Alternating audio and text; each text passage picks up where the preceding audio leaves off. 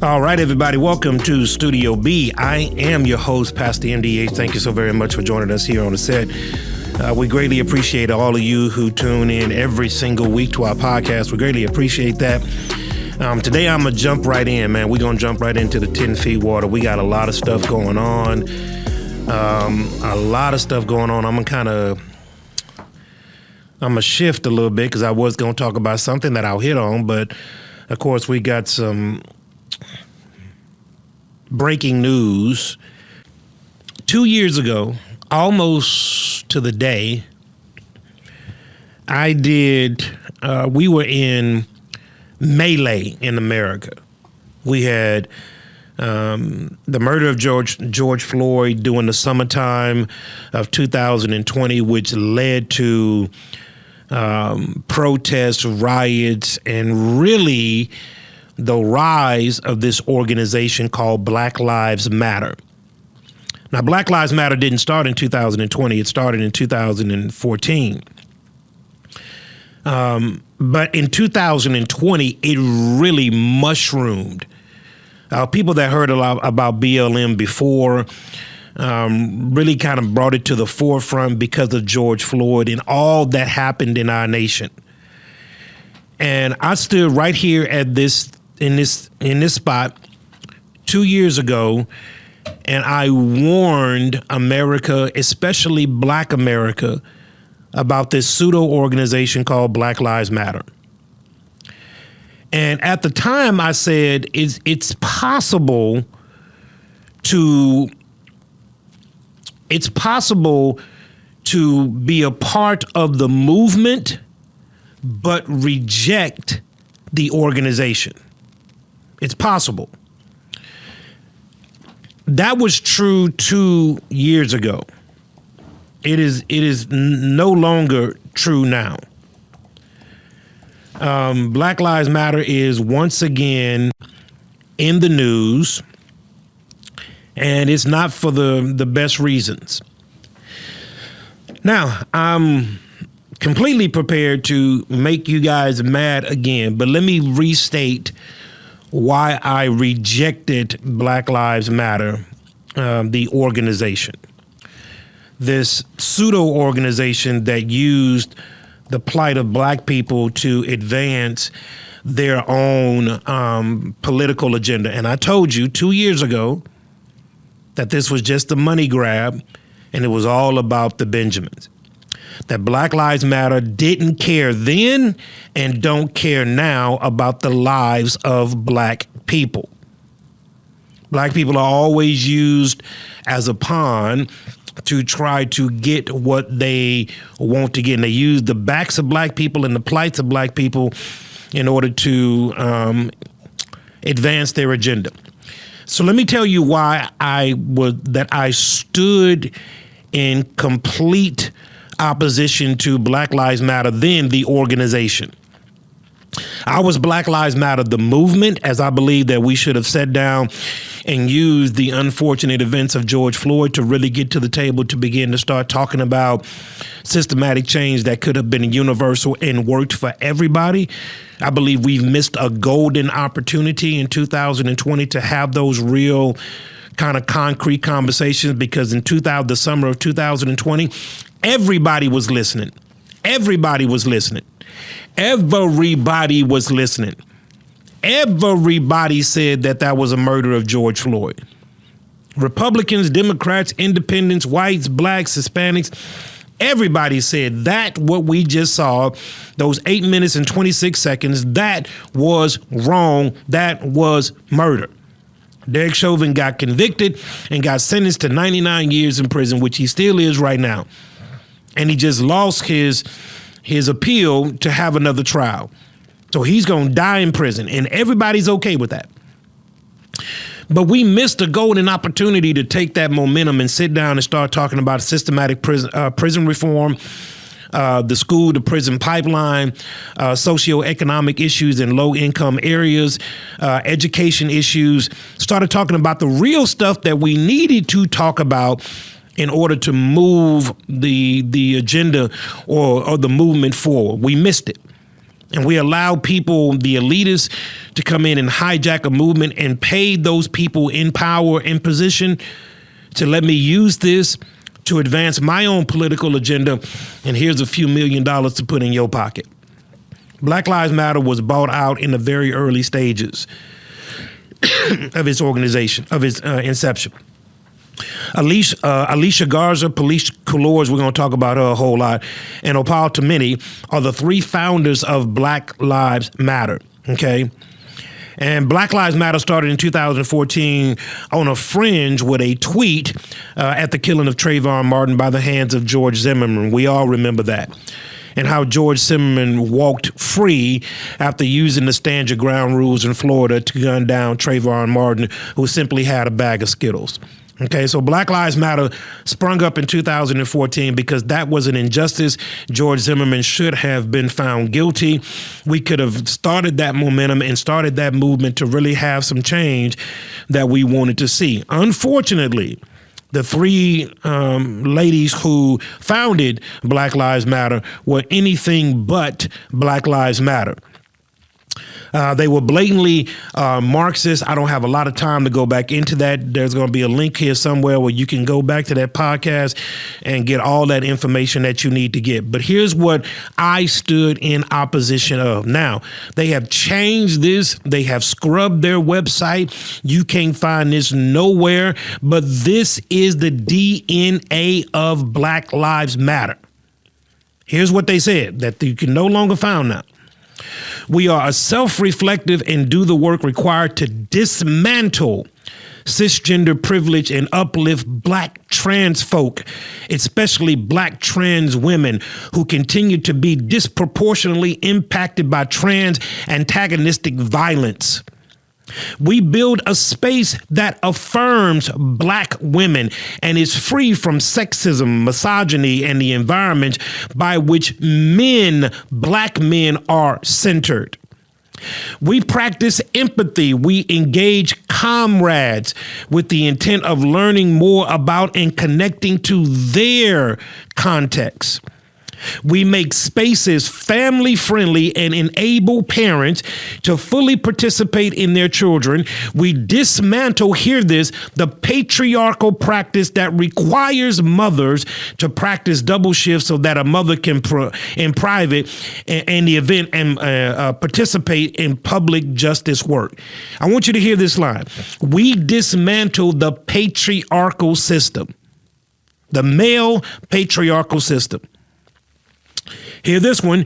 We disrupt the Western prescribed nuclear family required by supporting others as extended families and villages that collectively care for one another, especially our children, to the degree that mothers, parents, and children are comfortable. We foster a queer affirming network. When we gather, we do so with the intention of freeing ourselves from the tight grip of the heteronormative thinking, or rather the belief that all in the world are heterosexual unless he or she disclose otherwise. All of this is in their founding principles, or was in their founding principles in 2020. All of that. All of that. And all of that you just heard has nothing to do with Black folks, has nothing to do with the plight of Black folks. When Black Lives Matter tell you that we're trying to get rid of the male patriarchal system, when Black America deals with a 74% out of wedlock birth right now, and the organization says we're trying to get rid of male fathers, we're trying to take the male fathers away from the home. We disrupt the nuclear family. We don't want a husband, wife, mother, father, kids, dog. We want two mothers, two fathers. We don't want the nuclear family. When they know, a simple research of anybody that can read can tell you how the disruption of the nuclear family has disproportionately affected Black folk. that in 1961, we had a 21% out of wedlock marriage, out of wedlock birth rate. In 1961, before the Civil Rights Act, before the Voting Rights Act, on the heels of Jim Crow, we had 21%. We got civil rights, we got voting, we got all of that stuff, and it rose to 74. But this organization says we're fostering a queer affirming network. And we do so to free ourselves from the tight grip of the heteronormative thinking, heterosexuals. We want to free ourselves from the heterosexual thinking and rather the belief that all in the world are heterosexual unless he or she disclose otherwise. Gender reassignment. Right there in your face. This is Black Lives Matter. Black Lives Matter ain't got nothing to do with enhancing the lives of black folks. Black Lives Matter is an LGBT movement from beginning to end. And it has one purpose in mind, and that is affirming, that is pushing an LGBT agenda. Has nothing to do with black folks. And anybody can come on this set and tell me how Black Lives Matter, the organization, has put up any schools. I want you to show me any monies that they've put into black communities, how they have made any black community better.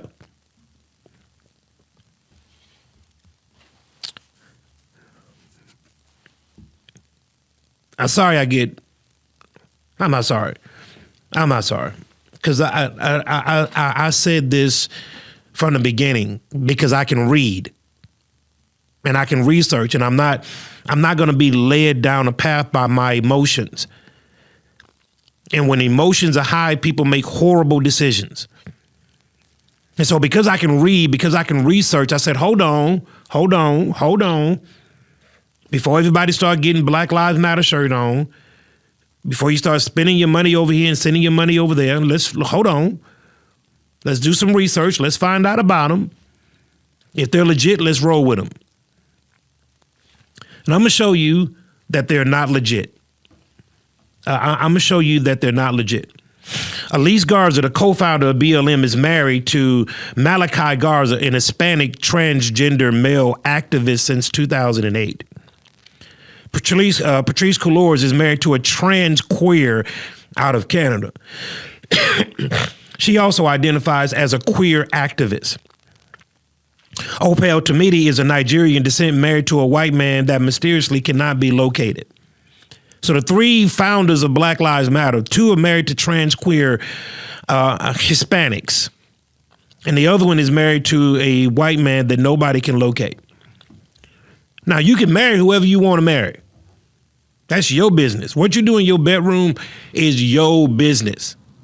I just wish y'all stop trying to force everything that happens in your bedroom off on us. That's your business. If that's what you do in your bedroom, keep it in your bedroom. Nobody's telling you to make it public. But yet and still, we continually are pushed toward this same narrative. Now, let me share with you some things that you need to hear about Black Lives Matter. They recently just had their books opened up. And Black Lives Matter from June of 2020 up until their most recent IRS filings, which was their most recent IRS filings was May of 2021, collected $90 million in donations. $90 million in donation. According to their IRS filings, 76% of that 90 went to overhead and salaries. Black Lives Matter co-founder Patrice Cullors spent $840,000 to pay her brother for security services. Patrice Cullors spent $840,000 of Black Lives Matter money to give to her brother for security services. Oh, doesn't stop there. She gave her ex-husband $970,000. It's all in the filings. She hired her brother to help with security as organizers didn't trust other firms in this matter. The brother, who had a security company for 3 years, gets almost $1 million contract to provide security for the organizers. Okay, that's fine if you want to believe that. This lady, Patrice Cullors, I want you to see some things. In 2016, Patrice Cullors bought a home in Inglewood, California for $510,000. In 2018, Cullors purchased a $590,000 home in South Los Angeles. In 2020, Cullors purchased a $415,000 custom ranch in Conyers, Georgia, which featured a private airplane hangar.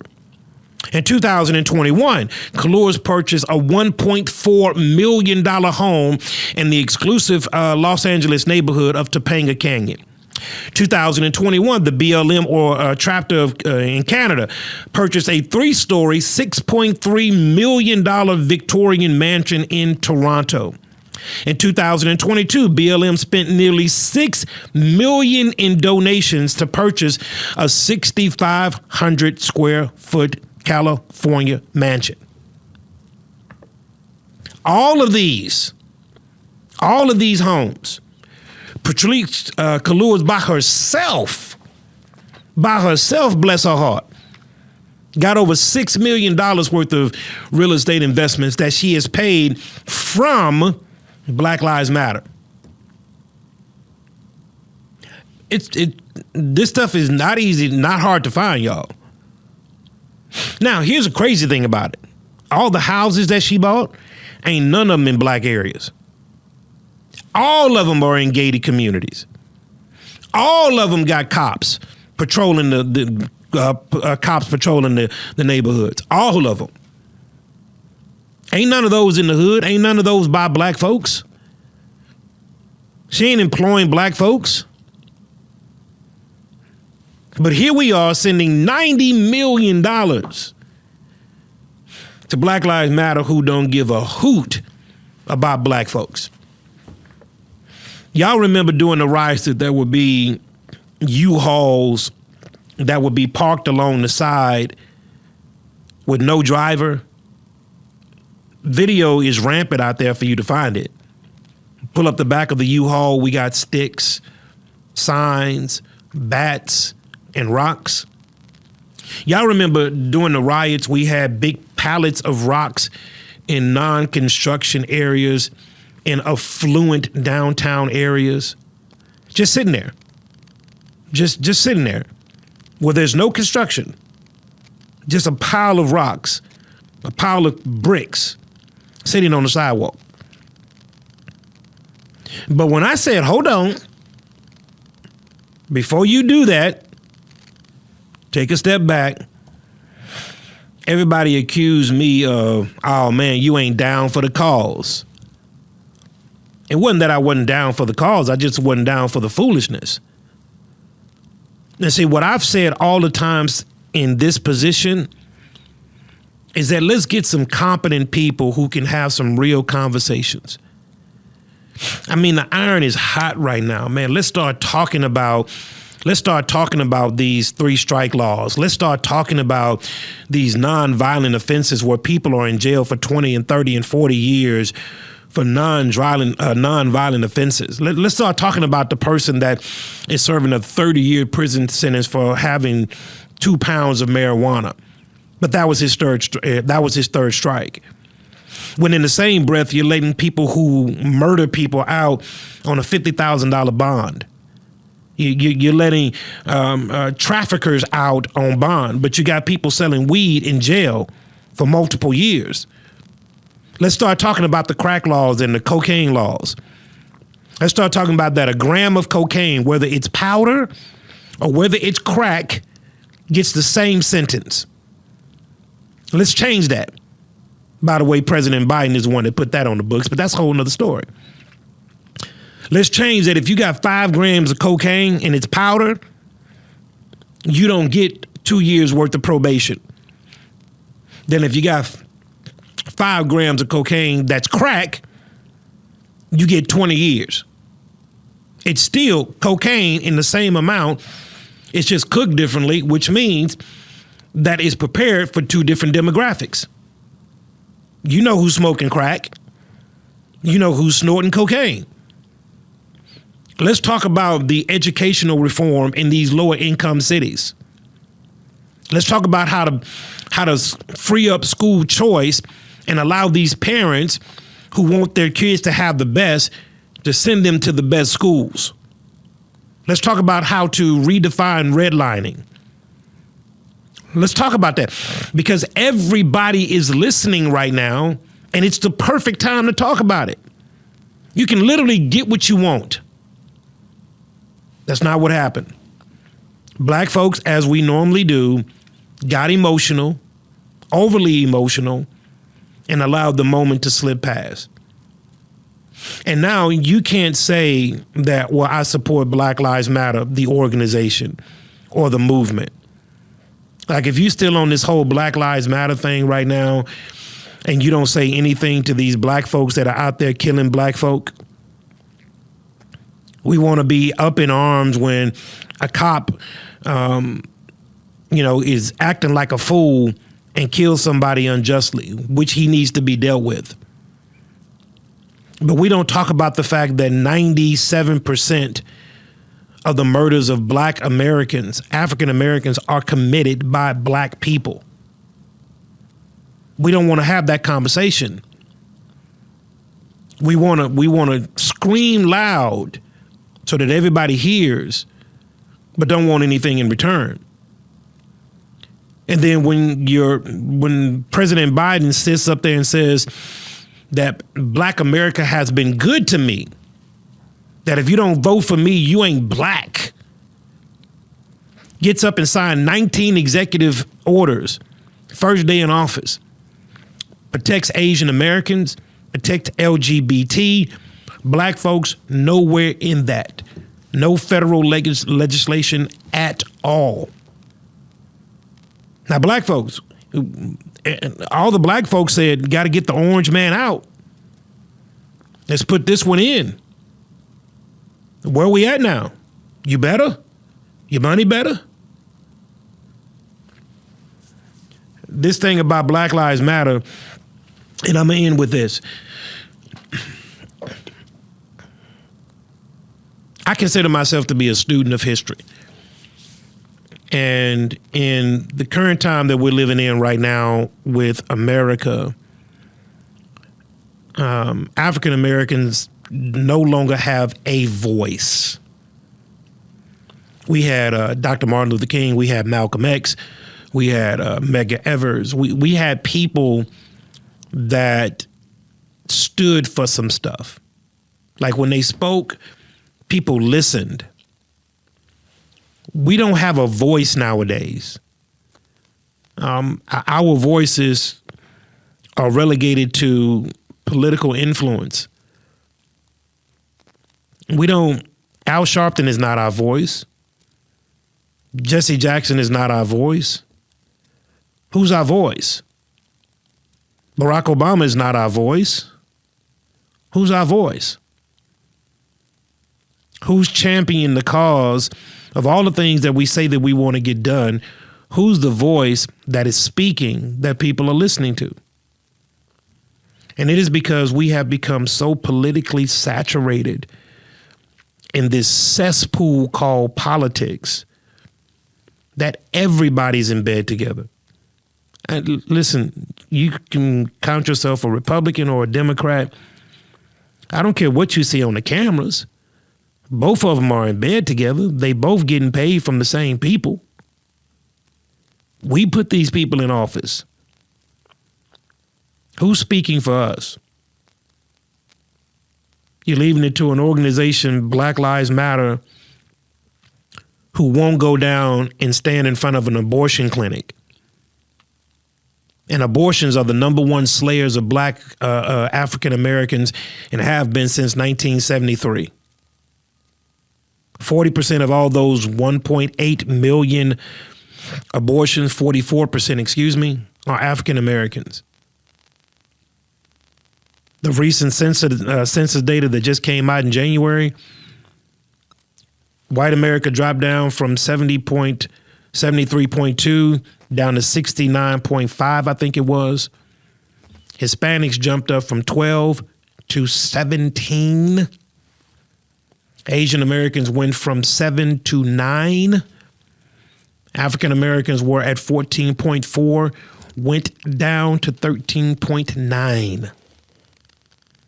Everybody's rising. Black America is falling. And Black America is going to soon become again the overwhelming minority. Because make no mistake about it, Hispanics are having babies. And they're crossing the border, having babies here on American soil. And as soon as you pop out a baby on this side of the border, that baby is an American citizen. It is born with all the rights and legal privileges of being born an American. But we out twerking and doing everything else.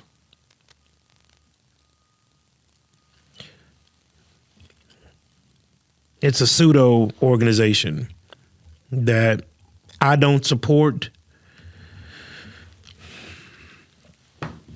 In these last minutes, I shared with you guys maybe about 6 months ago my whole journey. When I saw the George Floyd thing, I was overwhelmed. I had a shirt that said 8 minutes and 46 because what I saw was just heinous.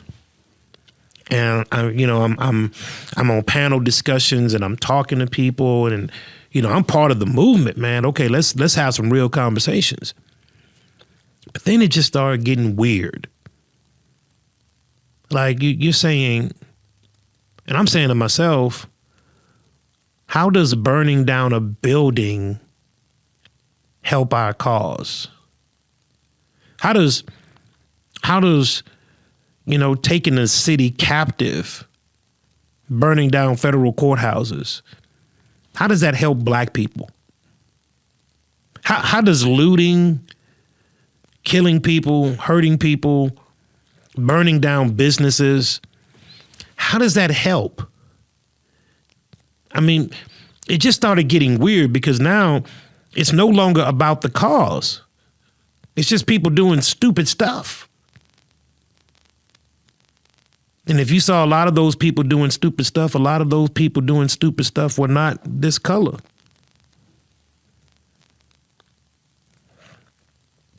And then I started thinking, God, I don't think you would want me out there doing that. Just doesn't seem right. And then guess what? The conversations and the invitations to talk became few and far in between. The county people, the sheriffs, the police captains, and all of that, to which I talked to them all. We were roundtable discussions. Eventually started getting scarcer and scarcer. Because what could have been used was turned into a circus show.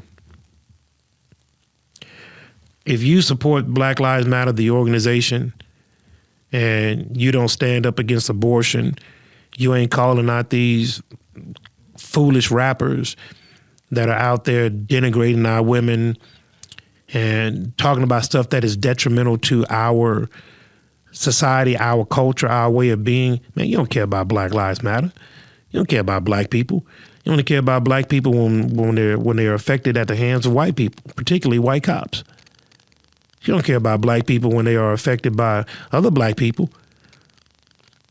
Nobody was up in arms when my cousin got shot by a Black man. Nobody led the charge to find out who the Black man was that shot my cousin. Nobody did. Because nobody cared. But let my cousin have been jacked up by a cop, it would have been hell to pay. And by the way, that guy's still walking around here somewhere. Nobody cares about that stuff. So everybody, in Jesus' name,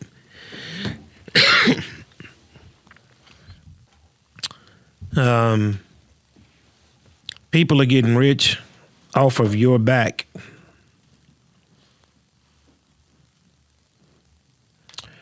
People are getting rich off of your back. Yeah. I say, Lord, who has believed our report? Yeah. Yeah. It's crazy out here. But I do have hope. And that hope is that one day, in the sweet by and by, maybe not in the sweet by and by, I hope it gets here sooner than that. But there's going to be a day in which there's no more sin, no more suffering, no more craziness. So everybody, might have been a little bit, I was all over the place today, but it's just a lot of stuff going on. I wanted to dedicate a whole podcast to that BLM scam. But everybody, hey, let me end on a better note. We just recently passed 100 episodes. Man, thank you for all you guys that tune in and do all that you do. Really appreciate you. Everybody, we can handle all of the smoke, the good, the bad, the ugly. Put it in the comment box. And remember, if you're watching this thing on YouTube, there's this little thing right below our description, right above our description, that's got a little heart, a little thanks button. If you hit that little button, you are able to contribute to this podcast and help us to do the things that we're trying to do. It's going to I got some great ideas that we're trying to do, but we're going to need your help. We're going to need your help. So everybody, I want to thank you for joining us on the set of Studio B. Remember, if God before you is more than the world against you, remember, be empowered, be informed. Studio B.